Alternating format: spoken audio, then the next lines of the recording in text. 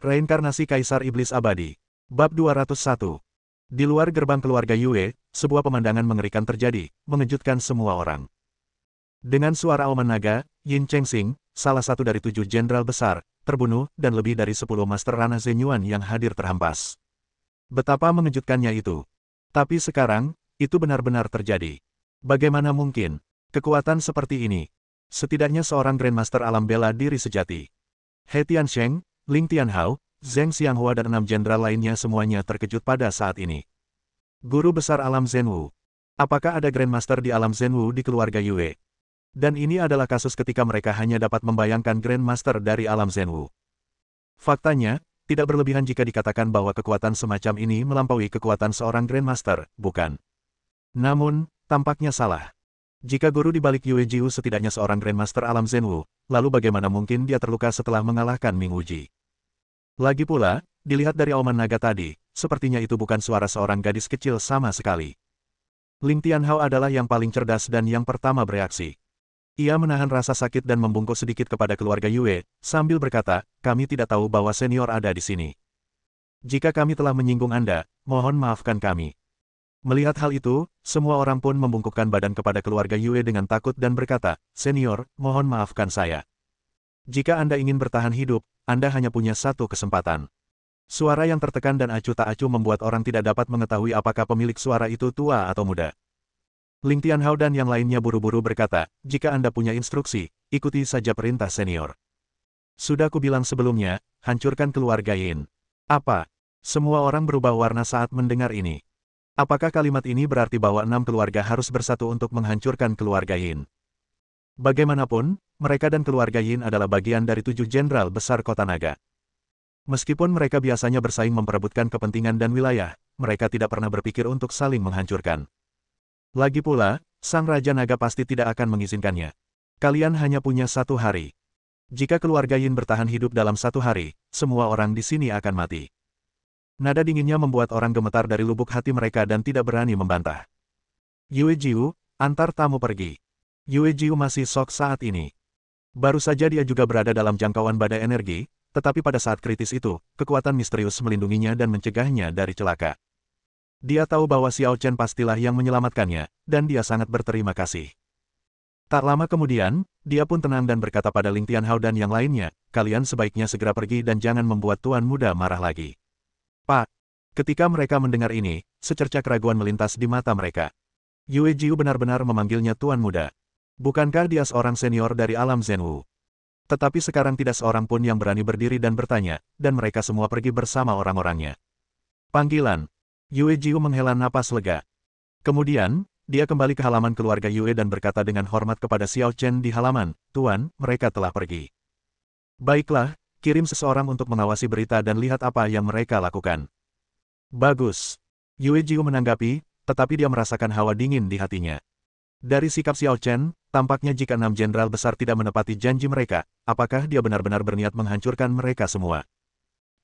Malam itu, He Tiansheng, Ling Tianhao, Zheng Xianghua dan 6 orang lainnya melakukan diskusi yang panjang dan intens meskipun mereka mengalami cedera. Sang Raja Naga tidak muncul selama bertahun-tahun, jadi mereka tidak dapat meminta bantuan untuk saat ini, dan mereka tidak mampu memprovokasi Grandmaster Alam Zhenwu dari keluarga Yue. Akhirnya, mereka mencapai konsensus. Hancurkan keluarga Yin. Sekarang setelah kita memutuskan untuk melakukannya, kita harus melakukannya dengan semangat dan tekad tanpa menunda-nunda. Malam itu, ke-6 jenderal besar itu mengeluarkan orang-orang terbaiknya dan bersama-sama menyerbu berbagai industri atas nama keluarga Yin, termasuk hotel, pusat perbelanjaan, KTV, bar, dan menguasai semua tokoh utama keluarga Yin. Keesokan harinya, keluarga besar Yin tampaknya telah lenyap dari muka bumi, tidak meninggalkan apapun. Tentu saja tidak mungkin tidak ada seorang pun yang menyadari kejadian tadi malam, tetapi semua orang diam dan tidak berani menyebutkannya karena takut menimbulkan bencana yang tidak perlu. Dalam beberapa hari berikutnya, Xiao Chen tinggal di rumah Yue sementara untuk merawat Xiao Yingsui. Namun, cedera Xiao Yingsui sebenarnya tidak terlalu serius, dan ia sudah hampir pulih sepenuhnya. Ia hanya perlu lebih banyak istirahat. Pada malam hari kelima, Yue Jiu datang untuk melaporkan bahwa seseorang telah datang menyampaikan pesan bahwa pemimpin paviliun Longyin telah kembali. Xiao Chen tidak ragu-ragu dan segera bangkit dan pergi ke paviliun Longyin. Seolah tahu bahwa Xiao Chen akan datang, musisi sudah menunggu di pintu masuk paviliun Longyin. Melihat Xiao Chen, dia maju dan berkata dengan hormat, Tuan, Master Pavilion telah kembali dan menunggu Anda di dalam, silakan ikuti saya. Xiao Chen mengangguk santai. Di bawah bimbingan musisi, Xiao Chen datang ke lemari, sebuah tempat yang tidak terlalu luas di mana duduk seorang pria parubaya dengan sikap elegan. Pria elegan itu sedang membuat teh, dan ada 2 cangkir teh di meja kopi. Melihat Xiao Chen masuk, pria anggun itu meliriknya dengan santai, lalu memberi isyarat untuk mengundang Xiao Chen. Xiao Chen tidak ragu-ragu dan duduk di hadapannya. Sisi, kamu tetap di luar dan jangan biarkan siapapun masuk, kata pria elegan itu. Baik, Tuan Pavilion. Musisi membungkuk dan berjalan keluar. Hanya secangkir teh pahit, kuharap kau tidak keberatan. Pria elegan itu menuangkan secangkir teh kental untuk Xiao Chen dan memberi isyarat agar Xiao Chen mencicipinya. Xiao Chen mengambil cangkir teh, melirik pria elegan itu, lalu menyesapnya. Bagaimana? Tanya lelaki elegan itu, apakah sangat pahit? Penderitaan itu wajar. Ketika seseorang melakukan kejahatan, ia merasa bersalah dan harus bersembunyi dari dunia luar, menyembunyikan identitasnya, dan menjalani hidup yang menyedihkan. Tak terelakkan lagi ia merasa getir. Xiao Chen meletakkan cangkir tehnya dan berkata dengan ringan. Pria elegan itu tertegun sejenak, lalu tersenyum dan berkata, saya tidak begitu mengerti apa maksud Anda. Baiklah, aku ingin bertanya padamu. Xiao Chen menatap lurus ke arah pria elegan itu dan berkata, haruskah aku memanggilmu Master Pavilion Longyin atau Huang Fuming? Apakah kau yakin akulah Huang Fuming yang kau cari? Pria anggun itu pun mengambil cangkir teh dan menyesap teh kental itu, raut wajahnya tenang. Saya tidak yakin, itulah sebabnya saya bertanya kepada Anda. Bagaimana jika saya menyangkalnya? Anda tidak akan menyangkalnya. Mengapa? Karena orang yang sekarat umumnya tidak akan berbohong. Nada bicara Xiao Chen sangat datar, seolah-olah dia hanya menyatakan fakta yang sangat objektif. Kau ingin membunuhku? Huang Fuming mengerutkan kening. Jika kau bersekongkol dengan ketiga pengkhianat dari sekte Yuxiao itu, aku khawatir aku harus membunuhmu. Bagaimana kalau kita bertaruh? Kata Huang Fuming tiba-tiba. Taruhan apa? Aku yakin kau tidak bisa membunuhku. Xiao Chen mendengar ini dan seringai muncul di wajahnya, apakah kamu begitu percaya diri? Tentu saja, aku suka bertaruh dengan orang lain, dan aku tidak pernah kalah seumur hidupku. Karena kau sudah bilang begitu, aku akan bertaruh denganmu. Xiao Chen menatap Huang Fuming dan berkata dengan tenang, aku pasti akan membunuhmu dengan tanganku sendiri. Haha. Huang Fuming tiba-tiba tertawa terbahak-bahak saat mendengar ini. Xiao Chen, kau ditakdirkan untuk gagal. Kau tidak akan pernah bisa membunuhku, karena... Begitu dia selesai berbicara, dia melihat sebuah belati muncul di tangan Huang Fuming dan menusuk ke arah jantungnya. Awalnya, seorang seniman bela diri di alam bawaan, selama dia memiliki sedikit keberuntungan, tidak takut pada pedang biasa dan senjata tajam, apalagi seorang Grandmaster seperti Kun Huang Fuming. Tapi Huang Fuming bunuh diri, jadi pasti tidak akan ada perlawanan. Jadi pisau ini langsung menusuk jantungnya sendiri. Xiao Chen, kamu kalah, kamu tidak bisa membunuhku. Huang Fuming memperlihatkan sisa senyumnya, lalu terjatuh di atas meja dan meninggal. Bab 202. Musisi mendengar suara itu dan masuk ke dalam ruangan. Melihat pemandangan yang luar biasa itu, ia bergegas menghampiri dengan sedih. Tuan Pavilion. Air mata musisi mengalir deras seperti mata air, dan dia menangis terseduh-seduh sambil memegang tubuh Huang Fuming. Xiao Chen sudah berdiri saat itu dan berdiri diam. Setelah sekian lama, ketika emosi musisi sudah sedikit stabil, dia berkata dengan tenang, kamu sepertinya tidak membenciku. Musisi menatap Xiao Chen, menggelengkan kepalanya, dan berkata, belum lama ini aku tahu bahwa Master Pavilion adalah Grandmaster Huang Fuming. Beliau bosan dengan kehidupan di dunia bela diri, jadi beliau mengganti namanya dan memulai hidup baru. Namun, dia berkata kepada saya bahwa jika seseorang telah melakukan kesalahan, bahkan jika dia ingin bertobat sekarang, dia tidak dapat memperbaiki kesalahan tersebut, dan musuh-musuhnya tidak akan menyerah untuk mencarinya. Aku mengerti. Musuh yang dibicarakan Master Pavilion adalah kau. Kepala Pavilion menasihati saya bahwa hidup dan mati ditentukan oleh takdir. Jika terjadi sesuatu padanya, jangan balas dendam dan jangan membenci siapapun.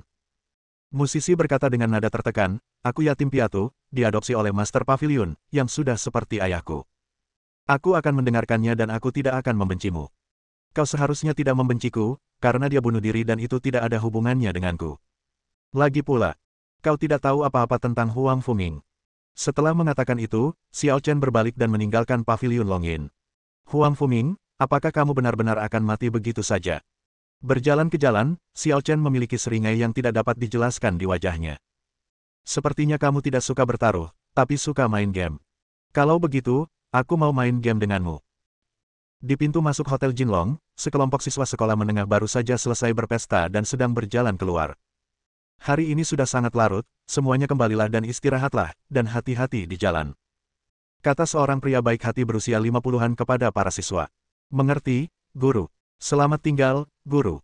Setelah mengucapkan selamat tinggal kepada guru, semua orang mulai memanggil taksi dan bersiap untuk pulang. Pada saat ini, sebuah Ferrari merah mewah berhenti di depan seorang gadis di pintu masuk hotel.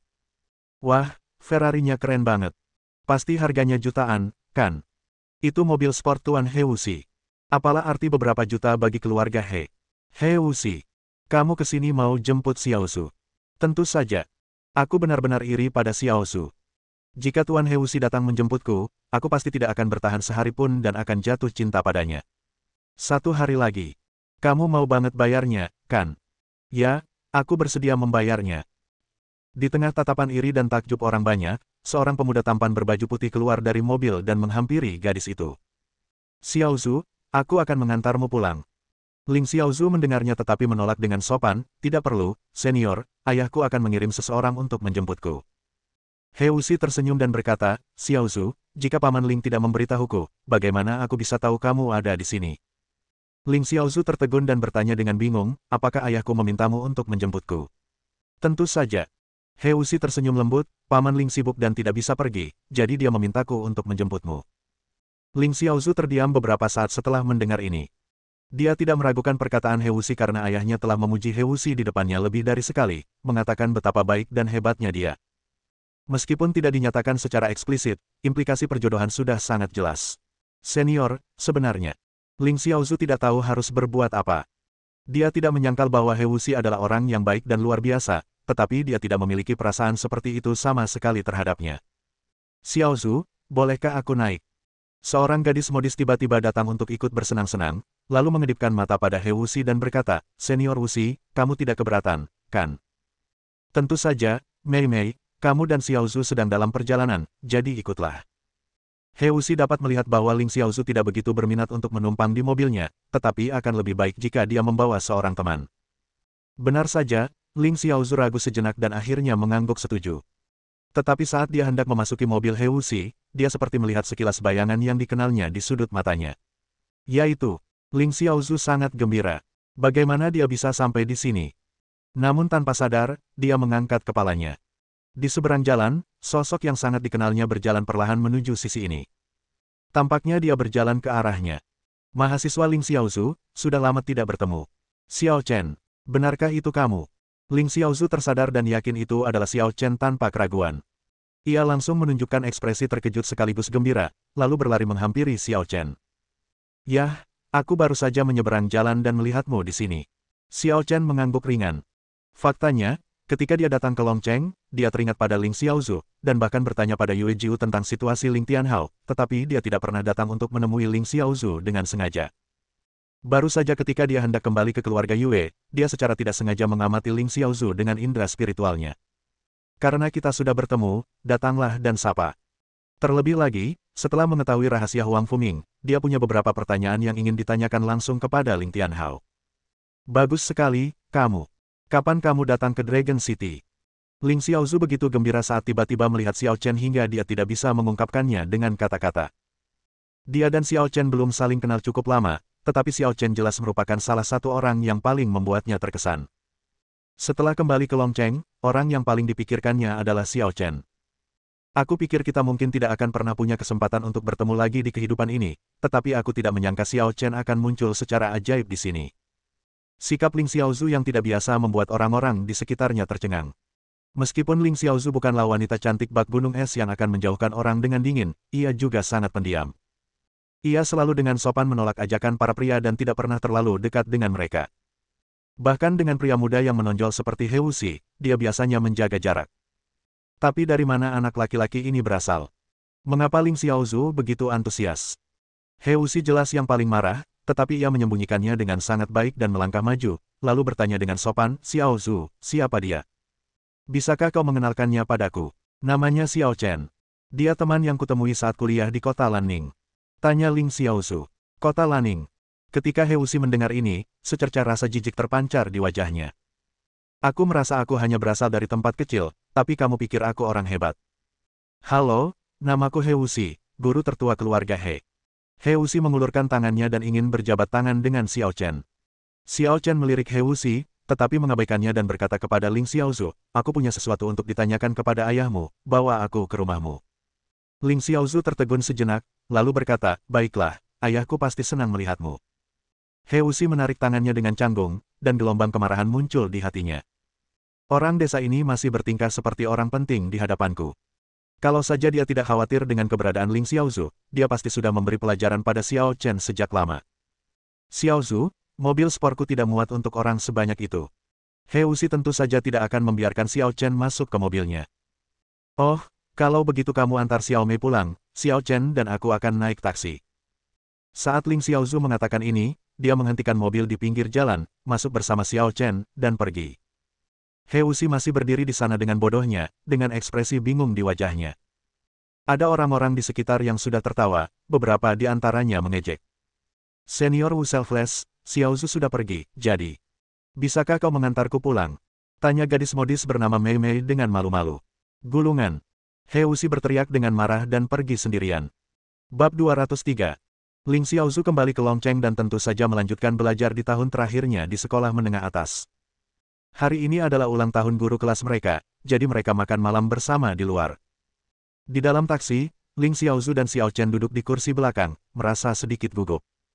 Namun, dia masih mengambil inisiatif untuk berbicara dengan Xiao Chen dan bertanya, Xiao Chen, bagaimana kamu bisa datang ke Dragon City? Longcheng bukan tempat biasa. Pengelolaannya tertutup. Kendaraan biasa tidak bisa lewat, dan pejalan kaki pun semakin sulit datang ke Longcheng. Seorang teman membawaku ke sini. Jawab Xiao Chen acuh tak acuh. Apakah kamu punya teman di Longcheng? Ling Xiaozu terkejut. Ya, kita baru saja bertemu belum lama ini. Oh, apa yang membawamu ke Dragon City?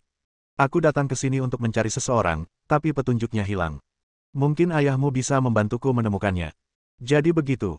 Ling Xiaozu mengerti, dan sepertinya teringat sesuatu, lalu berkata dengan sedih, Longcheng akhir-akhir ini kacau balau, dan ayahku terluka. Mendengar ini, Xiao Chen tidak tahu harus berkata apa. Tampaknya dialah yang melukai Ling Tianhao. Akan tetapi, dia tidak memiliki perasaan baik terhadap Ling Tianhao, jadi dia tidak memiliki banyak keraguan saat mengambil tindakan. Ketika mereka kembali ke rumah Ling Tianhao sedang berbicara dengan seorang pria yang lebih pendek dan sedikit lebih muda di ruang tamu. Keduanya tampak serius. Xiaozu, kau sudah kembali. Ling Tianhao tersenyum ketika melihat Ling Xiaozu membuka pintu dan masuk. Aku meminta Wuxi untuk menjemputmu. Kau sudah mengantarnya kembali. He Wuxi tidak datang, tapi Xiao Chen datang. Xiao Chen. Ketika Ling Tianhao mendengar nama itu, dia tidak bereaksi sejenak. Namun tak lama kemudian, dia melihat orang di belakang Ling Xiaozu dan sedikit terkejut. Apakah itu kamu? Tentu saja Ling Tianhao masih ingat Xiao Chen. Pemuda nakal dan sombong di kota Laning. Awalnya, dia ingin merekrut Xiao Chen, tetapi ditolak oleh Xiao Chen. Xiao Chen menatap Ling Tianhao dan berkata dengan tenang, apakah kamu terkejut kita bertemu lagi? Memang agak tak terduga. Ling Tianhao melambaikan tangan pada pria pendek itu dan berkata, Xiao Ji, kau kembali dulu. Baiklah. Pria pendek itu berdiri dan meninggalkan keluarga Ling. Xiao Chen, duduklah di sini.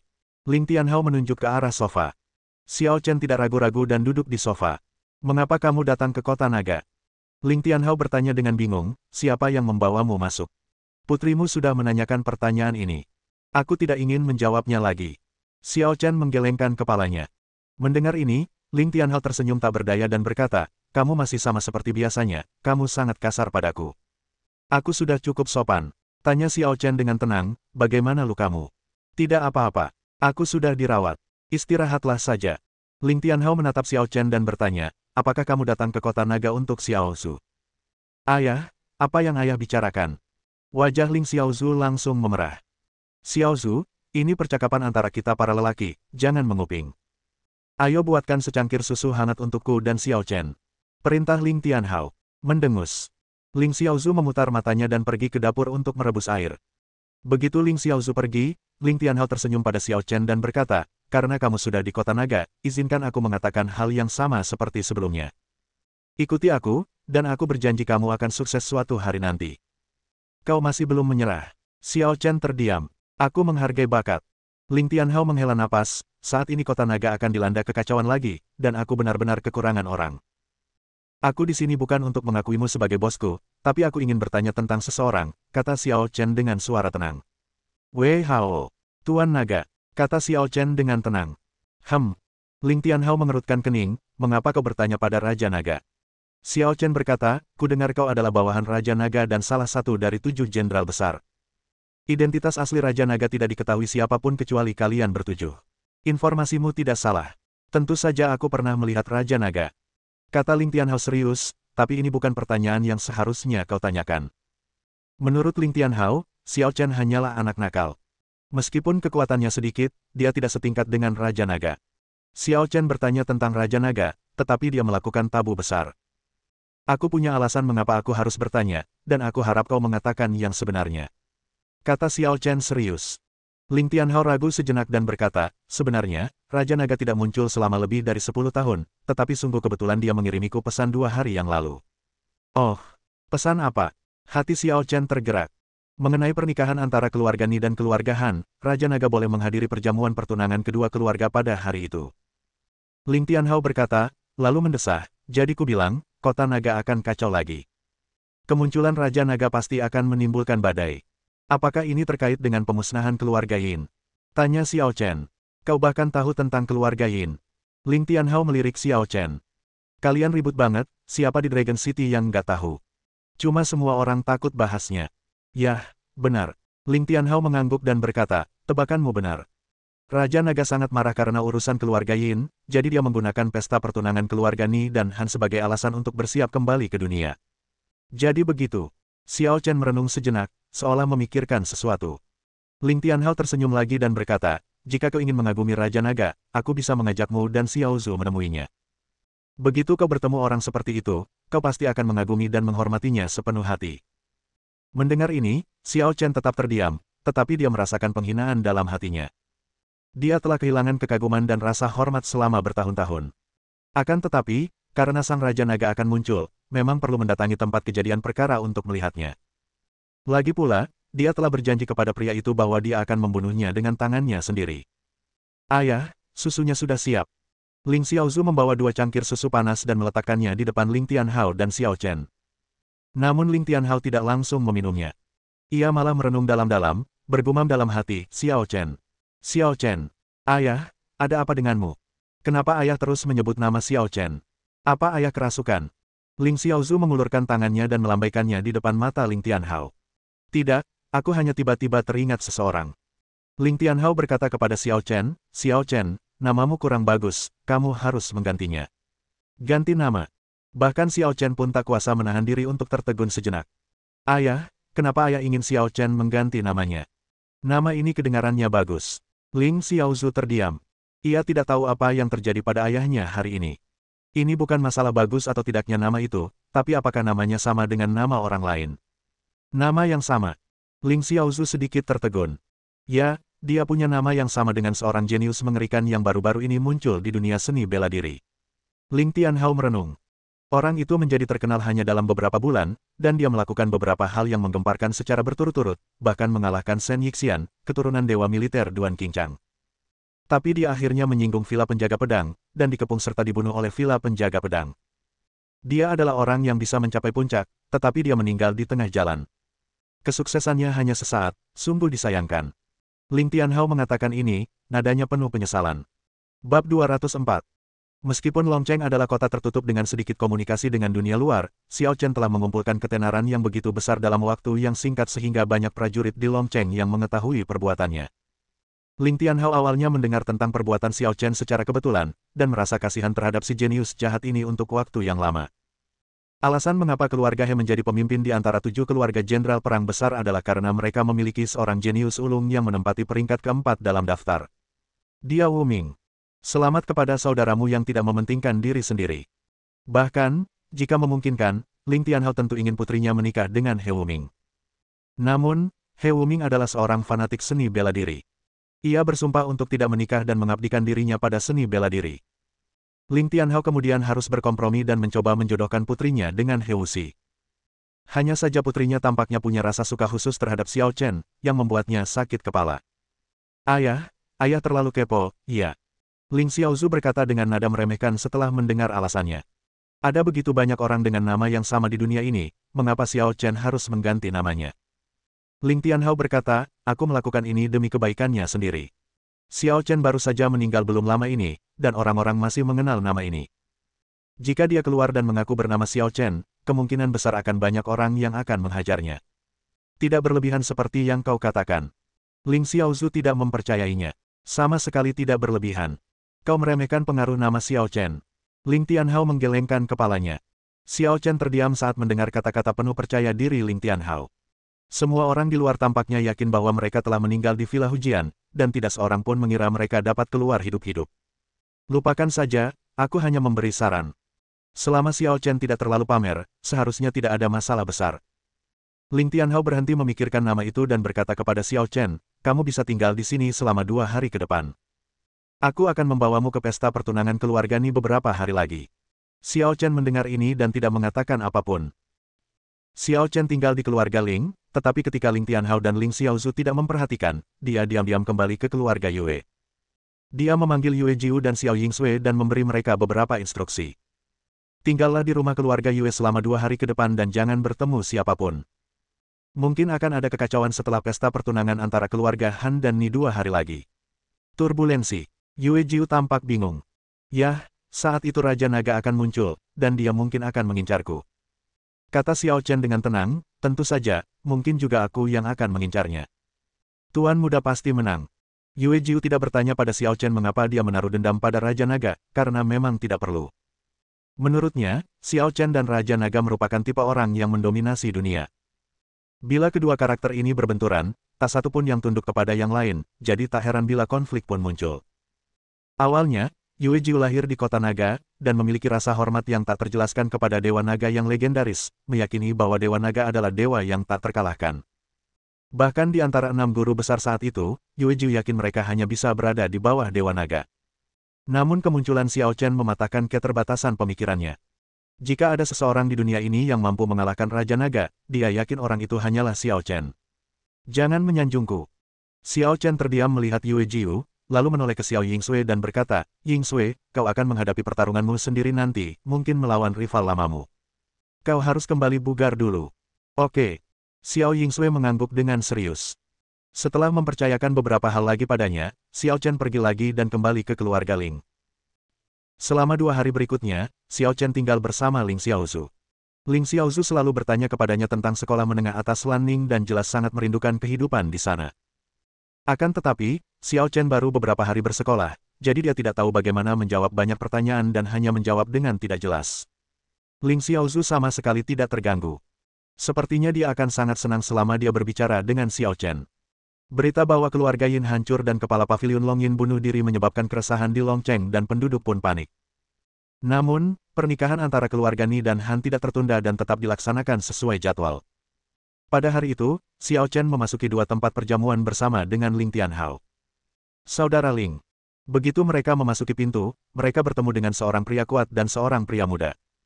Saudara Su, aku tidak menyangka kau datang lebih awal dariku. Ling Tianhao mengepalkan tangannya dengan sopan.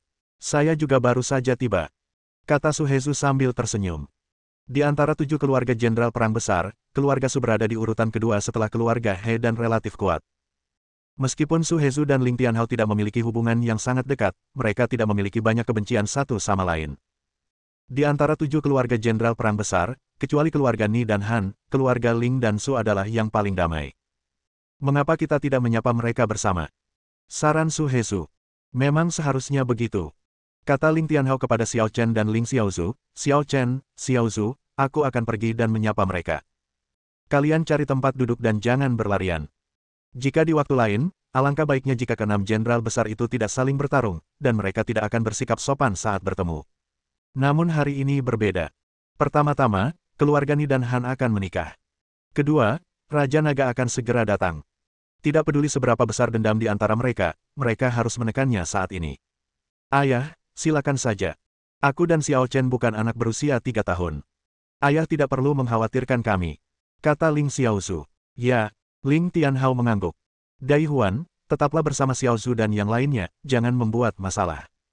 Kata Su Hezu tegas kepada pemuda di sebelahnya. Aku tahu, aku tahu.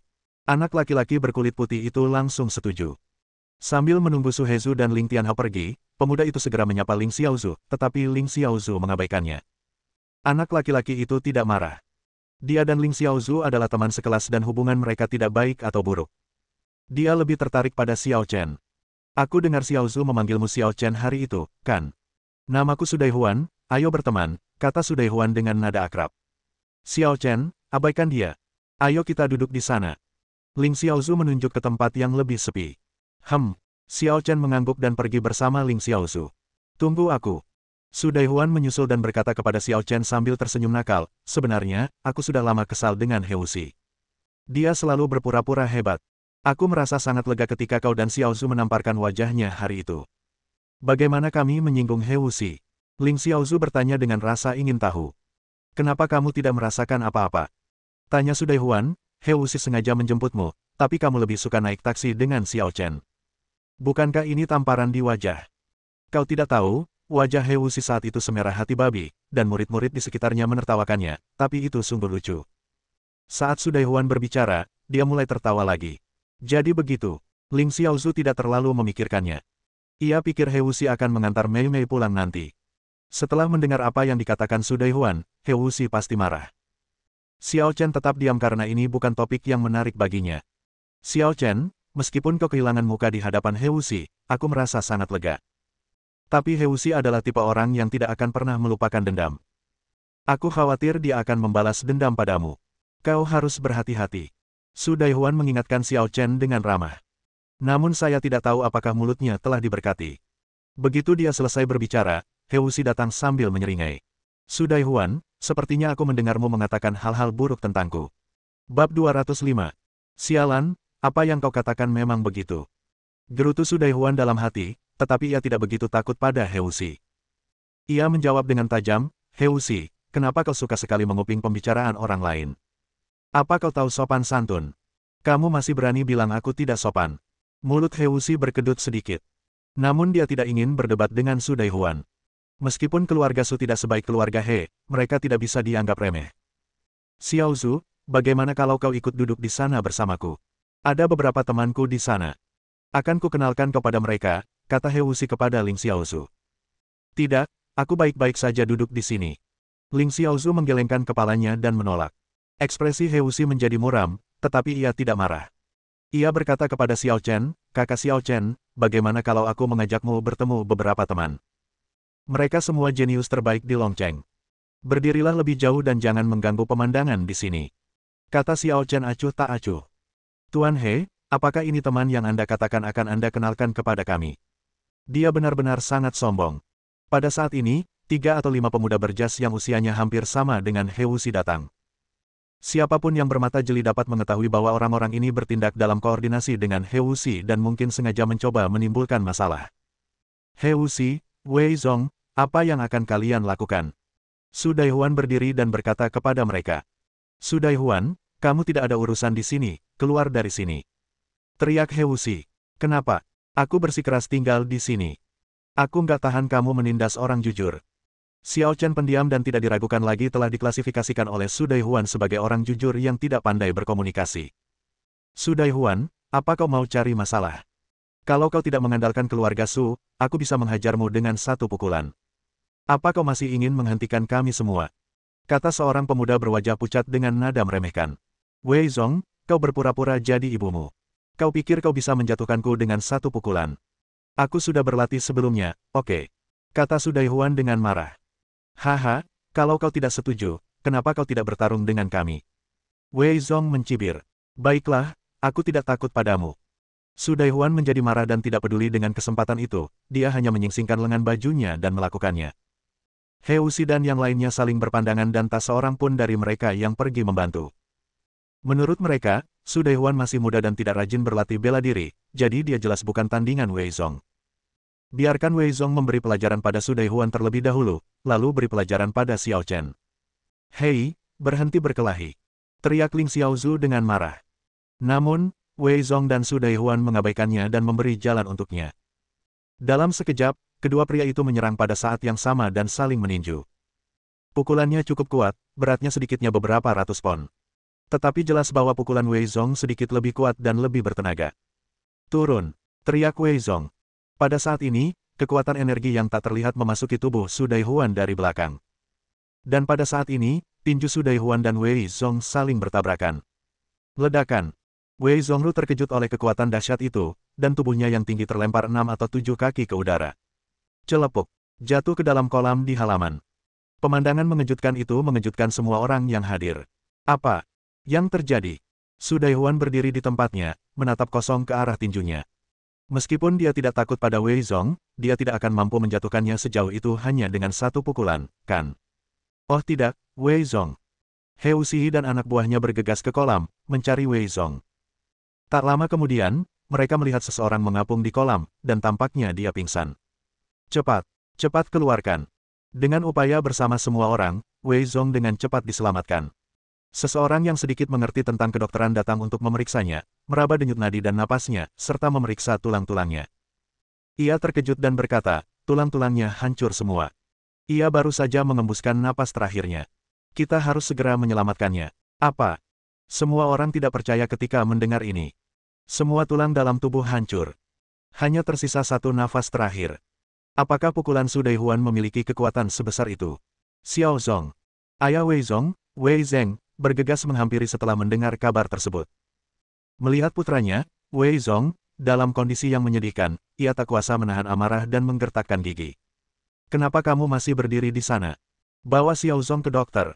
Atas perintah Wei Zeng, beberapa orang segera membawa Wei Zong pergi. Apa yang sedang terjadi? Ling Tianhao, Su Hezu, He Tiansheng dan lainnya juga tiba. Su Hezu, putramu sungguh hebat. Teriak Wei Zeng pada Su Hezu, lalu mengalihkan pandangannya ke Su Daihuan dan berkata dengan muram, jika terjadi sesuatu pada Xiao Zong, aku tidak akan pernah berdamai dengan keluarga Sumu.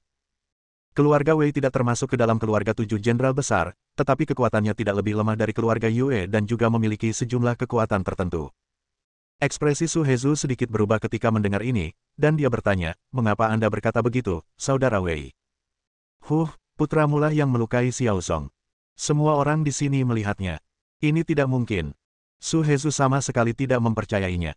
Bagaimana mungkin dia tidak tahu orang seperti apa anaknya? Dapat dimengerti bahwa Su Daihuan dapat menahan 2 serangan dari Wei Zong, tetapi dia tidak akan pernah percaya bahwa Su Daihuan menghancurkan semua tulang Wei Zong dengan satu pukulan. Daihuan, apa yang terjadi? Tanya Su Hezu tegas. Aku juga tidak tahu. Aku baru saja bertukar pukulan dengan Wei Zong, dan dia terlempar. Su Daihuan juga merasa gelisah saat ini. Meskipun dia benar-benar ingin memberi Wei Zong pelajaran, membunuhnya dengan satu pukulan akan terlalu berlebihan. Saudara Wei, tenanglah dulu. Kurasa pasti ada sesuatu yang mencurigakan di sini. Su Hezu merenung, menghancurkan seluruh tulang belulang putramu dengan satu pukulan adalah sesuatu yang tak bisa dilakukan Daihuan, dan bahkan aku pun mungkin tak bisa melakukannya. Wei Zeng tentu saja tidak bodoh.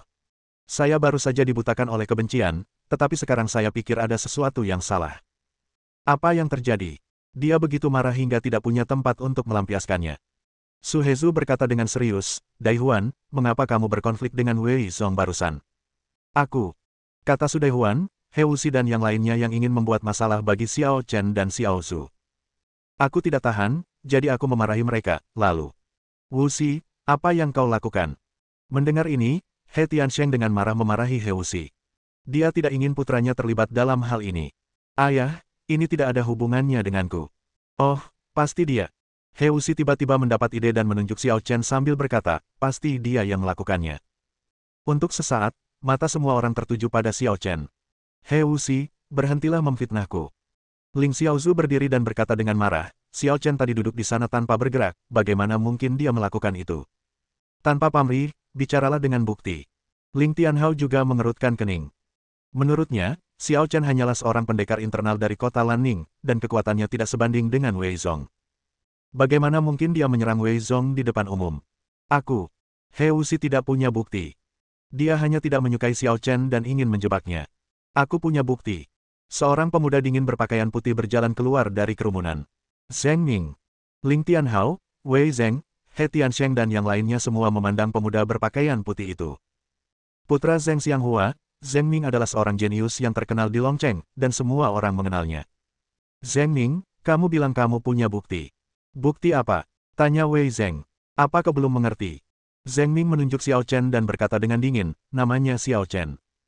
Bab 206. Namanya Xiao Chen. 4 kata pendek ini menyebabkan setiap orang yang hadir terjatuh dalam perenungan tiada akhir. Xiao Chen. Nama ini tampaknya familiar. Iblis yang baru-baru ini menjadi terkenal di dunia seni bela diri dan mengalahkan Shen Yixian tampaknya bernama Xiao Chen, kan? Oh, betul juga. Aku jadi bertanya-tanya kenapa kedengarannya begitu familiar. Namanya sama, apakah itu duplikat? Mendengar ini, Wei Zheng berkata dengan suara berat, "Zheng Ming, memangnya kenapa kalau namanya Xiao Chen? Apakah ini bukti?" "Paman Wei, kau tidak mengerti maksudku." Zheng Ming menggelengkan kepalanya dan berkata, "Dia bukan orang dengan nama yang sama, tapi Xiao Chen yang mengalahkan Shen Yixian." "Apa? Satu batu dapat menimbulkan 1000 riak." Semua orang di tempat kejadian terkejut. Pemuda di depan mereka adalah Xiao Chen, orang paling terkenal di dunia seni bela diri saat ini. Tapi, bukankah dia jatuh? "Zheng Ming, jangan bicara omong kosong," teriak Ling Tianhao, "Xiao Chen itu sudah meninggal di Villa Hujian. Ini fakta yang sudah diketahui. Dengan populasi yang begitu besar di Tiongkok, wajar saja jika orang-orang memiliki nama yang sama dengan orang lain." Zheng Xianghua berjalan ke Zheng Ming dan berbisik, "Minger, ada beberapa hal yang tidak bisa kau katakan begitu saja." "Ayah, aku tidak bicara omong kosong. Dialah yang memukulku seminggu yang lalu." Zheng Mingin menunjuk Xiao Chen dengan galak. "Apakah kamu serius?" Ekspresi Zheng Xianghua berubah. "Itu benar sekali. Aku akan mengenalinya bahkan jika dia berubah menjadi abu." Kebencian Zheng Ming terhadap Xiao Chen jauh lebih besar daripada kebencian He Wuxi terhadap Xiao Chen. Malam itu, di depan orang yang dicintainya, Xiao Chen menamparnya dan dia menderita luka dalam yang hampir fatal. Sekalipun ia telah dirawat oleh para pemimpin suku dan pulih dalam waktu singkat, bagaimana mungkin ia tidak melupakan penghinaan sebesar itu? Jadi, dia benar-benar Xiao Chen. Ekspresi wajah Zheng Xianghua tidak yakin. Putranya terluka parah, jadi dia pasti bertanya tentang sebab dan akibatnya. Untuk dapat melukai putranya dengan parah hanya dengan satu gerakan, kekuatannya pasti telah mencapai alam Zhen Yuan setidaknya. Mustahil bagi seorang pemuda di alam Yuan sejati untuk tidak dikenal. Dan kebetulan, pemuda ini juga bernama Xiao Chen. Bagaimana mungkin ada dua orang yang usianya sama, kekuatannya sama, dan namanya serta marganya sama, muncul di dunia pada saat yang sama? "Kau tidak mati di Villa Hujian." Zheng Xianghua menatap Xiao Chen, dengan sedikit ketakutan tersembunyi dalam amarahnya. Meskipun Xiao Chen masih muda, dia jelas bukan seseorang yang bisa dianggap remeh. Apakah dia benar-benar Xiao Chen? Tidak mungkin, formasi perlindungan gunung di Villa Hujian belum ditutup, bagaimana dia bisa lolos? "Saya tidak percaya, itu pasti palsu."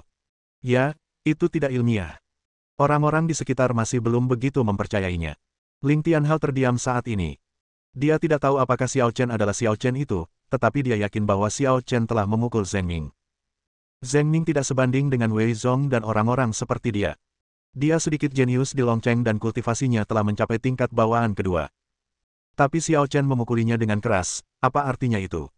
Bukankah Xiao Chen seharusnya hanya seorang prajurit kekuatan internal? Ling Tianhao merasa bahwa dirinya telah jatuh ke dalam kesalahpahaman. Sejak awal, dia memandang Xiao Chen dengan kacamata berwarna, mengira Xiao Chen berasal dari kota Lanning dan paling-paling merupakan seorang pejuang kekuatan internal. Dia yakin bahwa Xiao Chen belum pernah melihat dunia dan belum pernah melihat seorang jenius sejati, jadi dia terlalu sombong dan arogan, dan hanya melihat dunia dari perspektif yang sempit. Dia tidak pernah memandang rendah Xiao Chen dari lubuk hatinya. Adapun perekrutan Xiao Chen, pertama, dia memang kekurangan orang, dan kedua, dia melakukannya demi putrinya. Aku bisa membuktikan kalau dia memang Xiao Chen. Pada saat ini, suara dingin lain terdengar, dan seorang pemuda berdarah dingin sambil menyeret pedang berat melangkah keluar dan datang di depan Xiao Chen. Penggemar seni bela diri He Wuming, mengapa dia ada di sini? Semua orang terkejut ketika melihat pemuda berdarah dingin itu. He Wuming, jenius nomor 1 di Long Cheng dan seorang fanatik seni bela diri, menempati peringkat keempat dalam daftar. Zheng Ming terkenal di Long Cheng, dan status He Wuming jauh lebih tinggi dari Zheng Ming. Bahkan dapat dikatakan Zheng Ming tidak layak memakai sepatu He Wuming. Ini adalah kartu truf keluarga He. Berkat He Wuming, keluarga He dapat menduduki peringkat pertama di antara 7 keluarga jenderal perang besar. Hanya saja He Wuming biasanya tinggal di rumah dan mengabdikan dirinya pada seni bela diri, dan jarang menghadiri acara-acara meriah seperti itu. Tidak heran dia datang hari ini. Aku kira sejak awal, He Wuming datang untuk Raja Naga. Tapi sekarang, dia mungkin lebih tertarik pada Xiao Chen. "Kakak, jangan bicara omong kosong. Bagaimana mungkin dia Xiao Chen yang mengalahkan Shen Yixian?" He Wuxi tidak yakin. Bukankah Ling Xiaozhu mengatakan bahwa Xiao Chen lahir di kota Lanning? Hanya orang desa. Diam. He Wuming menatap He Wuxi dengan dingin dan mendengus, dasar orang tak berguna, apa kau pikir kau pantas menyalahkan orang lain? He Wuming, kamu. He Wuxi sangat marah. Bagaimanapun kau melihatnya, aku ini adiknya. Bagaimana mungkin seorang kakak bisa berkata begitu padaku? Jangan egois dan jangan membantah saudaramu. Tegur He Tiansheng. Ayah, dia memanggilku pecundang, dan kau malah membantunya. He Wuxi merasa seperti dia akan gila. Kalau kemampuanmu cuma setengah dari kakakmu, aku nggak akan ngomong apa-apa sama kamu. He Tiansheng teriak, kenapa kamu nggak minggir? He Wuxi dipenuhi dengan kebencian, tetapi dia menahannya dan mundur ke kerumunan. Xiao Chen, sayangnya, aku juga hadir di Villa Pedang Pelindung hari itu dan menyaksikan pertarungan antara kau dan Shen Yixian dengan mataku sendiri, jadi tidak perlu menyembunyikannya. He Wuming menyeret pedang beratnya dan berteriak pada Xiao Chen dengan semangat juang tinggi, maju dan lawan aku. Ketika orang-orang melihatnya, mereka mengira bahwa ia memang seorang fanatik seni bela diri, karena ia tidak dapat menahan diri untuk mencoba beberapa gerakan ketika melihat lawan yang tangguh. Aku hanya ingin diam sebentar, tapi kalian sungguh menarik. Xiao Chen menghela napas dan akhirnya berdiri dari tempat duduknya. Ini berarti dia telah mengakui identitasnya. Xiao Chen. Ling Xiaozu terkejut dan gugup. Tidak apa-apa, aku akan meregangkan ototku dulu. Xiao Chen memberi isyarat kepada Ling Xiaozu untuk tenang, lalu berjalan di depan He Wuming, menatapnya, dan berkata dengan tenang, karena kau menyaksikan pertarungan antara aku dan Shen Yixian, kau masih berani menantangku. He Wuming berkata dengan dingin, meskipun Shen Yixian telah mencapai alam penyatuan manusia dan pedang, dia jelas sangat enggan. Dia bukan tandinganku. Oh, kau begitu percaya diri.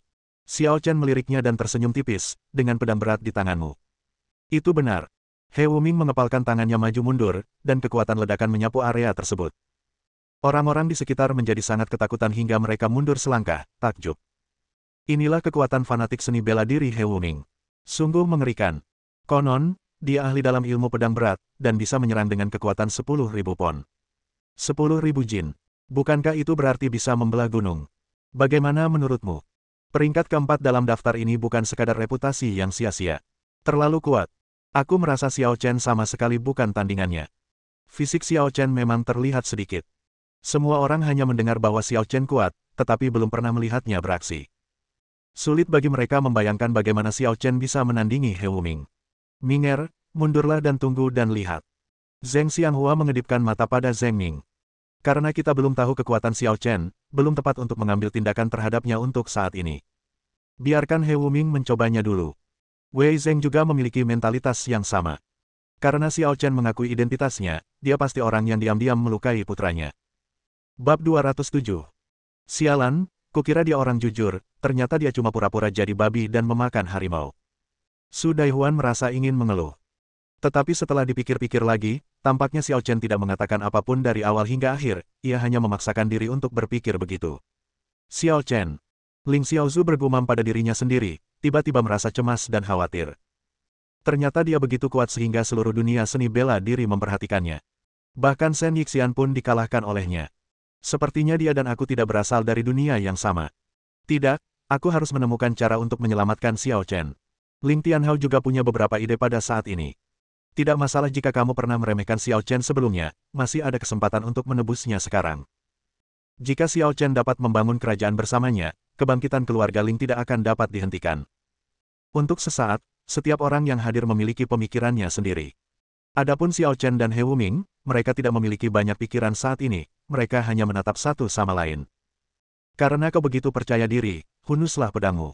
Aku memberimu kesempatan. Xiao Chen berdiri di sana dengan tenang, memperhatikannya dengan santai. Postur itu seolah-olah orang yang berdiri di depannya bukanlah orang jenius keempat dalam daftar, melainkan seorang pejalan kaki biasa. Satu gerakan.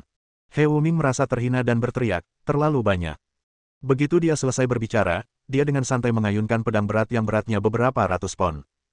Pedang yang berat tidak memiliki sisi tajam, dan keterampilan hebat tidaklah rumit. Hakikat pedang berat adalah bahwa keindahan yang luar biasa tersembunyi dalam keterampilan pedang yang canggung. Gunakan yang berat untuk mengalahkan yang ringan, gunakan yang ceroboh untuk mengalahkan yang pintar, dan gunakan yang besar untuk mengalahkan yang kecil.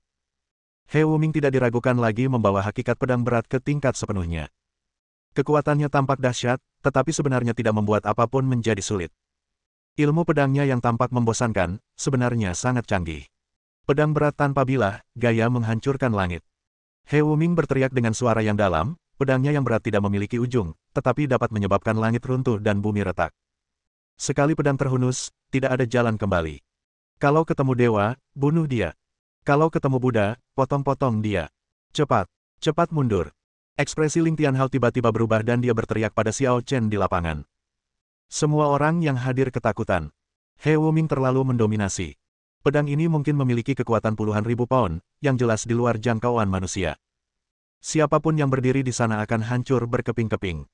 Akan tetapi, Xiao Chen seolah tidak mendengarnya, menatap pedang yang diayunkan ke arahnya, ekspresinya tetap tenang. Momen berikutnya, ledakan. Dengan suara keras, tanah tempat He Wuming dan Xiao Chen berdiri meledak dalam sekejap, dan retakan tebal menyebar ke segala arah. Seluruh halaman bagaikan gempa berkekuatan 12 skala Richter, dan bahkan orang-orang kuat di alam Yuan sejati pun tak mampu menjaga keseimbangan mereka sejenak. Kekuatan ini sangat mengerikan. Beberapa orang menelan ludah, masih dalam keadaan terkejut. Tahukah kamu, gempa bumi ini hanya disebabkan oleh hantaman pedang He Wuming. Lihat, Xiao Chen. Setelah menenangkan diri, orang-orang memandang ke arah tengah lapangan dan melihat pemandangan yang tidak akan pernah mereka lupakan. Di reruntuhan di tanah, pedang berat He Wuming diblokir di udara oleh Xiao Chen dengan satu tangan, tidak dapat bergerak maju bahkan 1 inci pun. Gempa bumi tadi tampaknya disebabkan oleh ledakan seketika yang disebabkan oleh Xiao Chen yang menghalangi kekuatan pedang berat itu. Dia menangkis pedang berat He Wuming dengan satu tangan. Dia bahkan tidak mundur selangkah pun. Luar biasa. Ya Tuhan, aku pasti sedang bermimpi.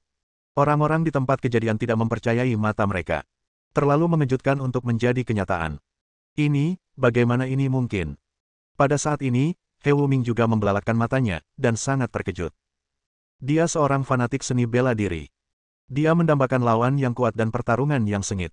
Akan tetapi, dia tidak menginginkan situasi yang berlawanan dengan intuisi ini. Dia telah melihat pertarungan antara Xiao Chen dan Shen Yixian, dan dia percaya bahwa jika Xiao Chen dapat melawan Shen Yixian beberapa gerakan, maka dia akan memiliki kesempatan untuk mengalahkan Xiao Chen. Namun, apa ini? Tidak buruk, tapi tidak cukup. Setelah memuji dengan lembut, Xiao Chen memainkannya dengan santai. Dentang. Pedang berat itu terlepas dari tangannya, dan He Wuming pun terlempar oleh kekuatan yang dahsyat. Satu gerakan. He Wuming kalah. Xiao Chen dengan santai mengambil pedang berat di tangannya, mengamatinya sebentar, lalu berkata dengan ringan, pedangmu ini pasti dari villa penjaga pedang. Pantas saja kau muncul di sana terakhir kali. Xiao Chen tidak tertarik pada pedang berat itu. Dia mengayunkan tangannya lagi dan melemparkan pedang berat itu ke depan He Wuming. Aku kalah. He Wuming menatap pedang berat itu dengan linglung, merasa bahwa apa yang dipegangnya dalam hatinya telah hancur dan runtuh. Dia tidak hanya kalah, tetapi kalah dalam satu gerakan saja, tidak memberinya ruang untuk melawan. Xiao Chen terlalu kuat, atau aku yang terlalu lemah. Setelah situasi agak tenang, semua orang di tempat kejadian saling memandang dengan ekspresi rumit. He Wuming adalah jenius nomor 1 di Long Cheng. Apakah harga diri Long Cheng telah hancur seperti ini? Menakutkan. He Tiansheng berlari dan membantu He Wuming berdiri, karena khawatir dia akan mengalami kecelakaan dan tidak akan pernah pulih. He Wuxi sedang menyombongkan diri saat ini, lalu berkata dengan nada meremehkan, masih menganggapku sia-sia, tapi kau dikalahkan oleh seseorang hanya dalam satu gerakan. Hanya satu gerakan, aku juga bisa. Tentu saja, saya hanya bisa mengatakan ini dalam hati, tetapi saya tidak berani mengatakannya dengan lantang. Pesta pernikahan yang sangat meriah, tapi malah hancur seperti ini. Xiao Chen menggelengkan kepala dan berkata, jangan mempersulit dirimu sendiri. Orang yang kutunggu bukanlah dirimu. Faktanya, He Wuxi memang sedikit lebih baik daripada Shen Yixian. Alasan mengapa ia mengalahkan He Wuming dalam satu gerakan dan tidak memberinya ruang adalah karena ia sedikit kesal.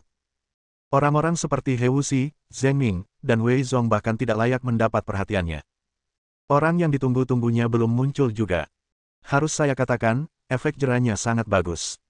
Zheng Xianghua mengedipkan mata pada Zheng Ming, mengisyaratkan bahwa Xiao Chen bukanlah seseorang yang bisa dipermainkan, jadi mereka sebaiknya menyerah saja untuk saat ini. Zheng Ming tidak punya pilihan selain bersembunyi di kerumunan karena malu. Meskipun Wei Zheng yakin putranya telah dilumpuhkan oleh Xiao Chen, ia tidak berani membalas dendam. Ia berbalik dan pergi untuk memeriksa kondisi putranya terlebih dahulu. Xiao Chen, tolong jangan pedulikan beberapa hal di masa lalu dan lupakan saja semuanya. Ling Tianhao datang di hadapan Xiao Chen dan mulai mengucapkan kata-kata manis kepadanya.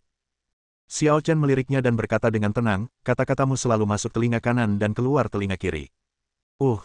Ling Tianhao tersenyum canggung, bagus, bagus. Ling Tianhao. Xiao Chen tiba-tiba berkata, lindungi putrimu nanti. Ling Tianhao sedikit terkejut dan bertanya dengan bingung, mengapa kamu berkata begitu? Tidak apa-apa, hanya sekedar mengingatkanmu. Kata Xiao Chen ringan. Jangan khawatir, aku akan melawan siapapun yang berani menyakiti Xiao Zhu. Istri Ling Tianhao meninggal dunia lebih awal, meninggalkannya hanya seorang putri. Ia sangat menghargai putrinya, jadi bagaimana mungkin ia membiarkan putrinya terluka? Setelah mendengar ini, Xiao Chen tidak mengatakan apa-apa lagi. Namun tak lama kemudian, ekspresinya berubah dan dia berkata, ini dia. Begitu ia selesai berbicara, cahaya keemasan tiba-tiba muncul di langit. Sesosok bertopeng emas berjalan di bawah cahaya keemasan itu dan langsung mendarat di halaman. Melihat hal ini, Ling Tianhao, Jia Tiansheng, Zheng Xianghua dan para kepala keluarga Ni dan Han melangkah maju dan memberi hormat kepada orang tua itu. Salam, utusan Dewa Naga. Bab 208. Utusan Naga. Banyak orang berbisik-bisik satu sama lain dan saling memandang. Gelar ini pasti ada hubungannya dengan Raja Naga, kan? Kalian berenam ada di sini. Utusan Naga melirik ke 6 Jenderal He Tiansheng dan Ling Tianhao. Kecuali Yin Chengxing, semua orang ada di sini. Kata He Tiansheng sedikit gelisah. Utusan Naga itu melirik ke sekeliling halaman, lalu berkata dengan nada bercanda, kalau dipikir-pikir, sepertinya ada pertempuran besar di sini. Apa yang terjadi? Ini. He Tiansheng ragu-ragu sejenak, itu karena putraku kehilangan kendali saat bertanding dengan Tuan Xiao tadi. He Wuming. Tanya utusan Naga dengan penuh minat, apa hasilnya? Tuan Xiao lebih baik, dan anakku kalah. He Tiansheng mendesah. Ya. Utusan Naga terkekeh, tampaknya tidak terkejut dengan hasilnya. Kemudian, dia mengalihkan pandangannya dan menatap ke arah Xiao Chen. Tuan Xiao, saya sudah lama mendengar nama besar Anda. Sekarang setelah saya melihat Anda hari ini, Anda memang luar biasa. Xiao Chen menatap utusan Naga sejenak dan bertanya, apakah kamu juga memperhatikan dunia luar? Utusan Naga tersenyum dan berkata, tentu saja, meskipun aku tinggal menyendiri, aku pernah mendengar tentang jenius paling terkenal di dunia seni bela diri saat ini. Bagaimana dengan tuanmu? Xiao Chen bertanya lagi. Apakah kau sedang membicarakan Raja Naga?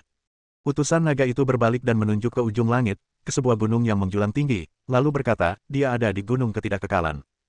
Gunung Ketidakkekalan. Mendengar nama itu, semua orang yang hadir sedikit terkejut. Tempat legendaris kota naga, Gunung Wuchang. Di sudut manapun di Dragon City, Anda dapat melihat bayangan gunung selama Anda melihat ke atas, tetapi sekeras apapun Anda berusaha, Anda tidak akan pernah dapat mencapai gunung itu. Kadang-kadang, Gunung Wuchang akan muncul di ujung timur, tetapi ketika Anda mencapai ujung timur, Gunung Wuchang akan muncul di ujung barat. Demikian pula, saat Anda berlari ke ujung barat, Gunung Wuchang akan kembali ke ujung timur. Ia bagaikan fata morgana yang hanya dapat dilihat sekilas dari kejauhan dan tidak dapat didekati, apalagi dicapai. Benarkah itu? Mata Xiao Chen berkedip sedikit. Dalam 2 hari terakhir, dia juga memperhatikan Gunung Wuchang dan memahami prinsip-prinsip Gunung Wuchang. Sebenarnya, tidak perlu disebutkan. Itu hanya sebuah formasi, sama seperti formasi pelindung gunung di Villa Hujian. Namun, formasi perlindungan gunung bersifat defensif. Setelah diaktifkan, orang-orang di dalam tidak bisa keluar, dan orang-orang di luar tidak bisa masuk. Jika mereka memaksa masuk, mereka akan diserang. Formasi Gunung Wuchang merupakan formasi psikedelik, yang membuat Anda mustahil menemukan lokasinya. Tentu saja, hanya saja orang lain tidak dapat menemukannya. Tidak terlalu sulit bagi Xiao Chen untuk menembus formasi ini. Dia awalnya berpikir bahwa setelah pesta pernikahan keluarga Ni dan Han selesai, dia akan pergi ke Gunung Wuchang terlepas dari apakah Raja Naga muncul atau tidak. Tuan Xiao, Tuan Naga awalnya berencana untuk datang langsung hari ini, tetapi beliau berubah pikiran di menit terakhir dan ingin mengundang Anda untuk bertemu dengannya di Gunung Wuchang, kata utusan naga itu kepada Xiao Chen. Tolong minta saya untuk pergi ke Gunung Wuchang. Benar sekali, tapi aku penasaran apakah Tuan Xiao akan menghormatiku. Xiao Chen, jangan pergi. Ling Xiaozu tiba-tiba berteriak. Mendengar ini, semua orang yang hadir memandang Ling Xiaozu. Mata utusan naga menyipit. Meskipun ekspresinya tak terlihat karena topeng, ia jelas-jelas kesal. Xiaozu. Teriak Ling Tianhao dengan suara rendah, lalu berkata kepada utusan naga, jangan tersinggung, utusan naga, gadis kecilku ini bodoh. Lupakan saja. Utusan naga melambaikan tangannya dan berkata kepada Xiao Chen, Tuan Xiao, bagaimana menurutmu? Oke, aku baru saja berpikir untuk pergi ke sana. Xiao Chen berpikir permainannya akan segera berakhir. Haha, Tuan Xiao benar-benar berani. Utusan naga itu tertawa keras, lalu melambaikan tangannya, dan tirai yang bersinar dengan cahaya kemasan melayang ke udara. Tuan Xiao, tolong. Xiao Chen memasang ekspresi acuh tak acuh saat dia dan utusan naga berjalan di bawah tirai, dikelilingi cahaya kemasan. Wow! Dengan kilatan cahaya kemasan, kedua orang dan tirai itu menghilang dari tempatnya. Ini. Semua orang yang hadir saling berpandangan dengan bingung. Kalau utusan naga di samping Raja Naga saja punya cara sehebat itu, betapa mengerikankah Raja Naga itu? Xiao Chen, kamu harus kembali dengan selamat. Ling Xiaozu merasa gelisah entah kenapa.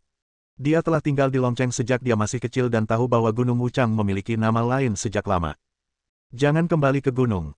Begitu Anda memasuki gunung yang tidak dapat kembali, akan sulit untuk kembali dalam hidup ini. Xiaozu, jangan terlalu banyak berpikir. Penguasa naga mungkin hanya menghargai bakat Xiao Chen dan ingin merekrutnya untuk kepentingannya sendiri. Dia tidak akan melakukan apapun pada Xiao Chen. Ling Tianhao menghibur dengan lembut. Ya, Ling Xiaozu mengangguk. Semuanya, waktu yang baik telah tiba. Pesta pernikahan akan segera dimulai. Silakan duduk. Orang-orang dari keluarga Ni dan Han muncul dan mulai memulihkan ketertiban di tempat kejadian. Tampaknya apapun yang terjadi, mereka harus menghadiri pesta pernikahan hari ini. Setelah beberapa saat perubahan ruang, Xiao Chen dan Long Xi muncul di puncak yang tinggi. Berdiri pada sudut ini, Anda dapat melihat seluruh kota naga, yang sangat spektakuler.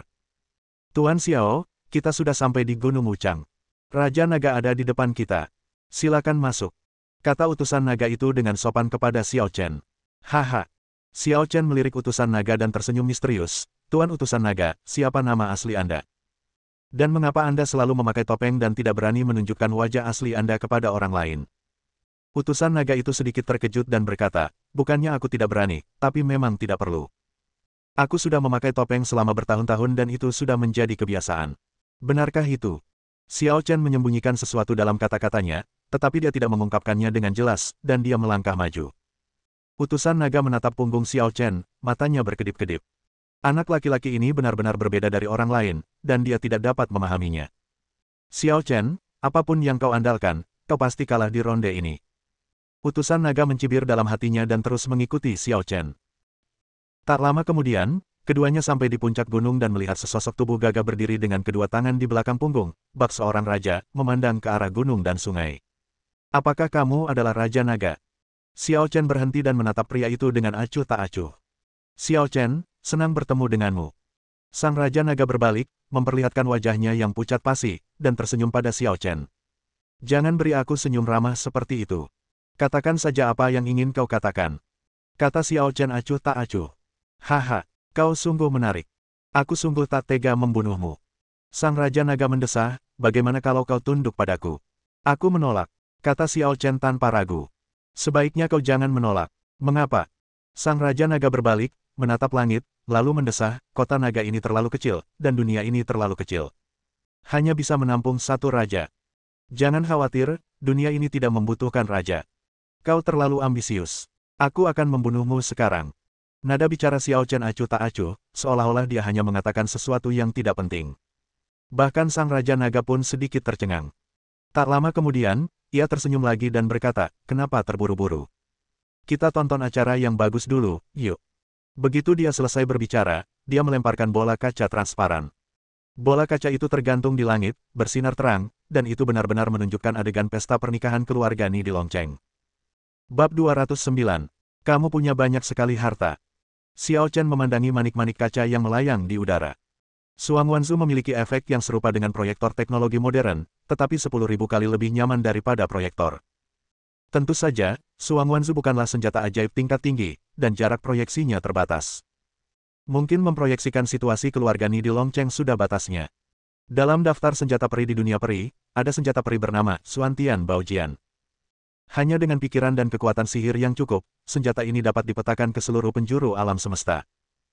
Dibandingkan dengan mutiara Suangwan dan cermin harta karun Xuantian, itu hanyalah komoditas murah, jadi Xiao Chen hanya memberikannya kepada klan Yuxiao. Set, Xiao Chen, jangan bicara dulu, kalau tidak, kau akan melewatkan adegan-adegan indah itu. Aku tidak akan bertanggung jawab atas tayangan ulangnya, kata Raja Naga misterius. Mendengar ini, Xiao Chen juga bekerja sama dan terus menonton. Di keluarga Ni, pesta pernikahan antara keluarga Ni dan Han sedang diadakan. Tuan muda dari keluarga Ni juga luar biasa dan jenius setingkat Zheng Ming. Sebagai perbandingan, Nona Han memiliki penampilan biasa saja dan agak tidak layak bagi Tuan muda Han. Namun, tidak perlu terlalu khawatir tentang pernikahan keluarga. Tepat saat pasangan pengantin baru itu bersulang untuk para tamu setelah menerima berkat dari para tetua, mereka tiba-tiba mendengar suara tawa yang menyeramkan. Hehehe, kita masih ngadain pernikahan. Gimana kalau diubah jadi pemakaman? Tiba-tiba angin dingin bertiup, membuat semua tamu yang hadir di tempat kejadian merasa merinding. Siapa itu? Teriak kepala keluarga Ni dan Han. Ni Liang, Han Qianyuan, apa kalian tidak bisa mengenali suaraku? Begitu dia selesai berbicara, seorang lelaki tua berwajah muram berjalan memasuki aula sambil menyeringai. Kamu adalah Ming Wuji. Liang dan Han Qianyuan merasa ngeri. He Tiansheng, Zheng Xianghua, Ling Tianhao dan Su Hezu juga tiba-tiba berdiri, menunjukkan ekspresi yang luar biasa. Orang yang datang ternyata adalah tokoh legendaris kota naga, sang kakek abadi Ming Wuji. Ming Wuji, bukankah dia dikalahkan oleh pria yang diundang Yue Jiu?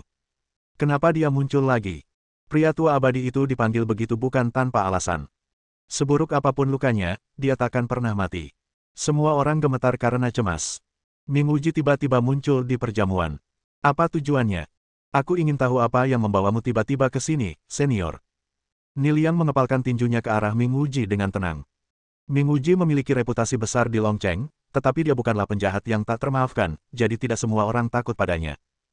Han Qianyuan juga berkata, jika kamu tidak keberatan, mengapa kamu tidak duduk dan minum bersama?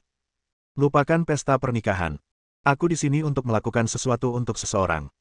Ming Wuji mencibir, melangkah menuju aula, dan sebuah token berukir pola naga muncul di tangannya.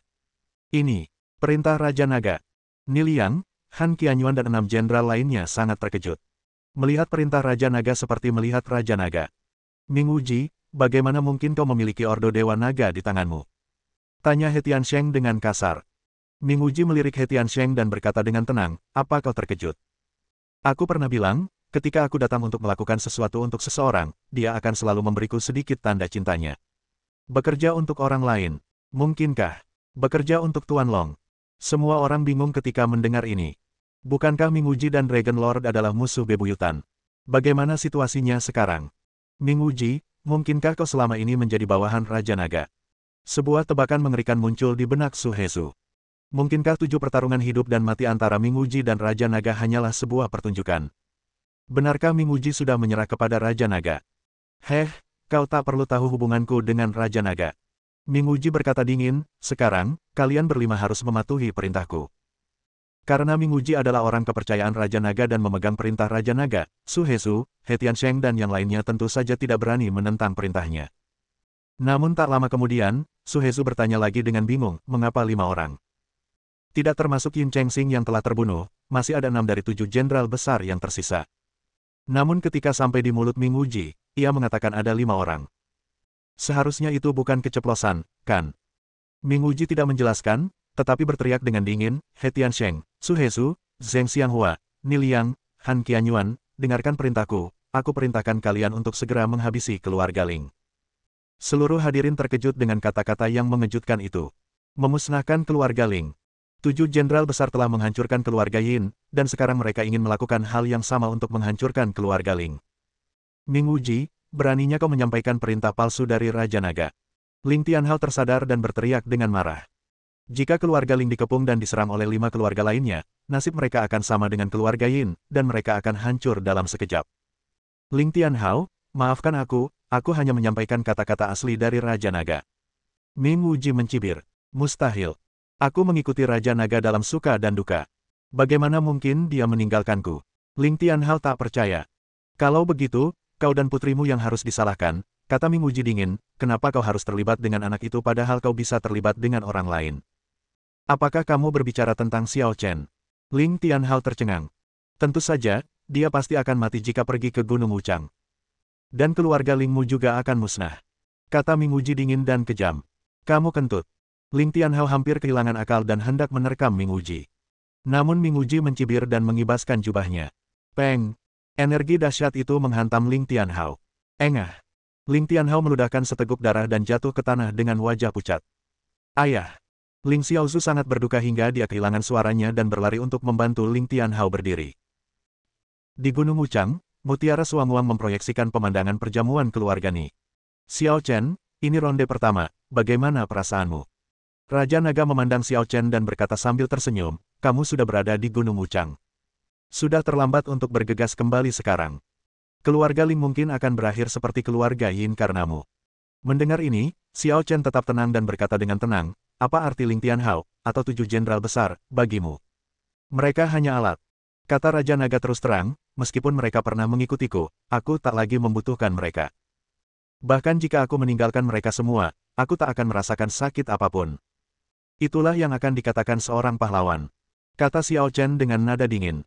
Bagaimana denganmu?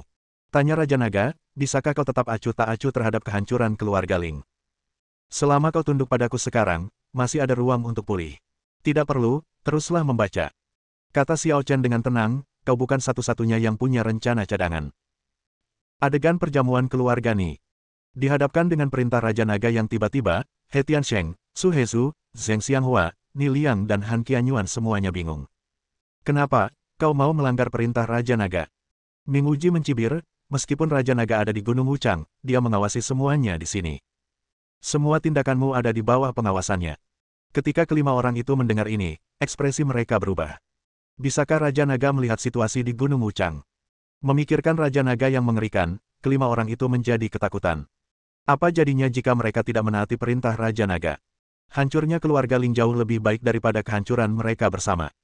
Tampaknya sama saja seperti terakhir kali, kelima orang mencapai konsensus secara diam-diam. Hancurkan keluarga Ling. Tetapi pada saat ini, seberkas cahaya pisau merah menyambar, dan tampaknya telah membelah seluruh aula perjamuan keluarga Ni menjadi dua. Kekuatan pedang yang mengerikan dapat menyebabkan getaran dalam jiwa seseorang. Kemudian, seorang gadis berusia 13 atau 14 tahun berpakaian hitam melangkah masuk perlahan, pedang ajaib di tangannya memancarkan niat membunuh yang sangat dingin, seolah-olah sedang menyatakan. Siapapun yang macam-macam dengan keluarga Ling akan mati. Bab 210. Aku tidak menyangka ada seseorang yang menjagamu di luar, tapi bagaimana kau tahu Ming Wuji adalah milikku? Sang Raja Naga menatap Xiao Chen dengan bingung. Dia tahu tentang hubungan antara Xiao Yingsui dan Xiao Chen sejak awal, tetapi secara logis, Xiao Chen seharusnya tidak tahu tentang hubungan antara dia dan Ming Wuji. Namun, Xiao Chen tidak hanya mengetahuinya, dia juga meminta Xiao Yingsui untuk bersiap terlebih dahulu dan melindungi keluarga Ling pada saat kritis. Anak ini tidak hanya sangat kuat, tetapi juga sangat licik. Tentu saja aku tidak hanya menebak, tapi aku tidak ingin memberitahumu untuk saat ini. Kata Xiao Chen dengan tenang, apa kau tidak suka bermain game? Sekarang ronde kedua dimulai. Memang, gadis kecil ini bukan masalah kecil. Ming Wuji telah dikalahkan olehnya seminggu yang lalu. Sang Raja Naga menghela napas, lalu tiba-tiba tersenyum aneh dan berkata. Tapi setelah 3 hari absen, kita harus melihatnya dengan mata baru. Dia mungkin tidak akan kalah lagi kali ini. Di acara perjamuan keluarga Ni, Xiao Yingsui masuk dengan paksa sambil memegang pedang ajaib di tangan, menggagalkan rencana He Tiansheng dan kelima orang lainnya untuk menghabisi keluarga Ling, dan membuat Ming Wuji murka. Kau lagi. Ming Wuji menatap Xiao Yingsui dengan senyum marah, tepat sekali, kali ini aku harus membalas dendam atas kejadian terakhirku. Xiao Yingsui menggabaikan Ming Wuji dan berkata dengan dingin Dingxin Ling Hao dan Ling Xiaozu, ayo pergi. Satu kata, ringkas dan tepat sasaran. Ling Xiaozu bereaksi dan segera membantu Ling Tianhao berdiri. Ayah, ayo keluar dari sini. Kau mau pergi? Tidak semudah itu. Ming Wuji tertawa marah, serahkan penyihir kecil ini padaku, dan kalian berlima akan membunuh ayah dan anak dari keluarga Ling. Begitu dia selesai berbicara, Ming Wuji menghantamkan telapak tangannya ke arah Xiao Yingsui dengan kekuatan besar. Kultivasi Xiao Yingsui sebenarnya lebih rendah daripada Ming Wuji. Kemenangannya terakhir kali berkat ilmu pedang luar biasa yang diajarkan Xiao Chen. Pada saat ini, menghadapi Ming Wuji, yang kekuatannya telah meningkat secara signifikan, Xiao Yingsui tidak berani ceroboh dan menanggapi dengan tenang. Setiap gerakan dari keduanya sangat indah, dan mengandung kekuatan telapak tangan dan energi pedang yang mendominasi. Ledakan-ledakan-ledakan. Dalam sekejap mata, lebih dari 10 gerakan dilakukan. Pada saat ini, aula perjamuan, yang telah terbelah dua oleh pedang Xiao Yingsui, tidak dapat lagi menahan beban dan runtuh. Cepat, lari. Para tamu di pesta itu melarikan diri dengan panik, tidak ingin terlibat dalam pertikaian. Ling Tianhao dan Ling Xiaozu memanfaatkan kekacauan itu dan bergegas keluar. Kenapa kalian masih berdiri di sana? Bunuh mereka! Teriak Ming Wuji kepada He Tiansheng dan kelima orang lainnya sambil bertarung melawan Xiao Yingsui, kalau mereka kabur, kalian yang salah. Zheng Xianghua, Ni Liang dan Han Qianyuan segera mengambil tindakan setelah mendengar ini, menggunakan gerakan mematikan mereka langsung ke arah Ling Tianhao dan Ling Xiaozu. He Tiansheng dan Su Hezu tidak bergerak untuk sementara waktu. Jika tren umum tidak dapat dihindari, mereka tidak akan ragu untuk mengambil tindakan terhadap Ling Tianhao. Namun kini keadaan telah berubah, mereka biasanya memiliki hubungan baik dengan Ling Tianhao, jadi mereka ragu sejenak. Pada saat ini, Yue Jiu datang dengan sekelompok ahli keluarga Yue untuk membantu Ling Tianhao, dan mereka terlibat dengan Zheng Xianghua dan dua orang lainnya. Yue Jiu, Zheng Xianghua dan dua orang lainnya sedikit terkejut dan tanpa sadar berhenti dan mundur, tidak berani berkonflik dengan Yue Jiu. Mereka tidak takut pada Yue Jiu, tetapi mereka takut pada auman naga hari itu yang membunuh Yin Chengxing dan melukai lebih dari selusin master misterius di alam Zhenyuan. Zheng Xianghua, aku sarankan kau segera berhenti, kalau tidak kau akan menanggung akibatnya. Yue Jiu sudah penuh percaya diri saat menghadapi Zheng Xianghua dan dua lainnya. Menghancurkan keluarga Ling adalah perintah Raja Naga. Beranikah kau melanggarnya? Zheng Xianghua tidak bertindak lagi, tetapi momentumnya masih kuat. Tuan muda sudah pergi ke Gunung Wuchang dan pasti akan kembali dengan kemenangan pada akhirnya. Raja Naga sudah menjadi masa lalu. Yue Jiu tampaknya telah menjadi penggemar berat Xiao Chen dan tidak ragu bahwa Xiao Chen akan gagal. Pak! Mendengar nama ini dari Yue Jiu lagi dan memikirkan kata-kata Yue Jiu, ekspresi beberapa orang tiba-tiba berubah. Mungkinkah orang yang melukai kita hari itu adalah Xiao Chen? Hasil ini mengejutkan. Tahukah Anda, mereka menggolongkan guru misterius yang melukai mereka sebagai orang yang setidaknya memiliki kekuatan alam Zhenwu. Berapa umur Xiao Chen? Seorang pemuda di alam Zhenwu. Bahkan dengan pengetahuan dan pengalaman mereka, mereka belum pernah melihat atau mendengar hal seperti itu. Tak heran jika He Wuming yang menduduki peringkat keempat dalam daftar itu tak sanggup melawannya. Ini sudah menghancurkan segalanya. Sebenarnya Xiao Chen yang malam itu. Ling Tianhao tersenyum pahit setelah mengetahui kebenarannya. Monster macam apa pemuda dari kota Lanning yang dipandang rendah ini? Dalam keadaan tak sadarkan diri, semua yang hadir terdiam dan tidak melakukan tindakan apapun lagi. Namun, pertarungan antara Xiao Yingsui dan Ming Wuji masih berlangsung. Zheng Xianghua dan rekan-rekannya berhenti mempersulit Ling Tianhao dan memfokuskan perhatian mereka pada pertarungan antara keduanya. Karena saya tidak tahu harus memihak yang mana, sebaiknya saya menunggu dan melihat, dan menentukan hasilnya berdasarkan hasil antara Xiao Yingsui dan Ming Wuji. Benar-benar kelompok yang tidak bisa diandalkan. Ming Wuji menyadari situasi ini, lalu mencibir dalam hati. Ia meningkatkan momentumnya hingga 30% untuk menekan Xiao Yingsui. Xuan Mingwuang menghancurkan langit. Itu adalah serangan telapak tangan yang ekstrim, menggabungkan kekerasan dan kelembutan, dan bahkan membawa sedikit unsur kejahatan. Sebaliknya, Xiao Yingsui tampak tenang. Meskipun merasa sedikit tertekan, ia tetap tenang dan tahu apa yang sedang terjadi. Dia mengambil langkah yang penuh risiko, menggunakan serangan sebagai pertahanan, pedang ajaib di tangannya memancarkan cahaya merah, memotong kejahatan dan langsung menuju titik vital Ming Wuji. Apa? Ekspresi Ming Wuji sedikit berubah. Ia langsung bereaksi dan ingin menghindar, tetapi ia setengah langkah lebih lambat. Tertawa. Semburan darah muncrat dari lengan Ming Wuji. Meskipun tidak berakibat fatal, hal itu tidak diragukan lagi membuat Ming Wuji sangat malu. Konon, Ming Wuji, lelaki tua abadi yang telah mencapai setengah langkah alam bela diri sejati, benar-benar bukan tandingan gadis kecil itu. He Tiansheng, Zheng Xianghua dan yang lainnya semuanya terkejut saat melihat ini. Lagi pula, mendengarnya tidak pernah senyata melihatnya dengan mata kepala sendiri. Oke, kau benar-benar menyakitiku lagi. Ming Wuji menatap Xiao Yingsui dengan tatapan agak galak. Terakhir kali, dia menghibur diri bahwa dia kalah dari Xiao Yingsui karena kecerobohannya. Jika dia kalah lagi kali ini, bagaimana dia bisa bertahan di masa depan? Untungnya, aku sudah siap. Gerakan ini khusus untukmu. Perhatikan baik-baik. Ming Wuji tersenyum nakal pada Xiao Yingsui, telapak tangannya berubah, dan dia menggunakan kekuatan aneh di tubuhnya. Angin mengirimkan bayangan. Gerakan yang tak tertandingi ini muncul di dunia untuk pertama kalinya. Gerakan ini, Xiao Yingsui tampak lebih serius dari sebelumnya. Ia menyentuh bilah pedang ajaib itu dengan tangan rampingnya dan mengerahkan seluruh tenaganya untuk menebas dengan pukulan terkuatnya. Tetapi pada saat ini, sesuatu yang tidak terduga terjadi. Sosok ilusi tiba-tiba muncul di belakang Ming Wuji, sombong seperti iblis namun memiliki kekuatan yang tak terhentikan. Tuan Naga, termasuk Ling Tianhao, keenam jenderal yang hadir berteriak ngeri pada saat yang sama. Karena mereka mengenali sosok ilusi itu sebagai penguasa naga yang mereka ikuti. Sang Dewa Naga benar-benar meninggalkan trik di tubuh Ming Wuji, menunggu untuk membantu Ming Wuji di saat kritis. Xiao Yingsui memang sangat kuat, tetapi dia hanya sedikit menekan Ming Wuji dalam ilmu pedang. Jika kau berhadapan dengan seorang Raja Naga dengan kekuatan alam bela diri sejati, apa gunanya ilmu pedangmu yang hebat? Xiao Yingsui pasti kalah. Bersambung.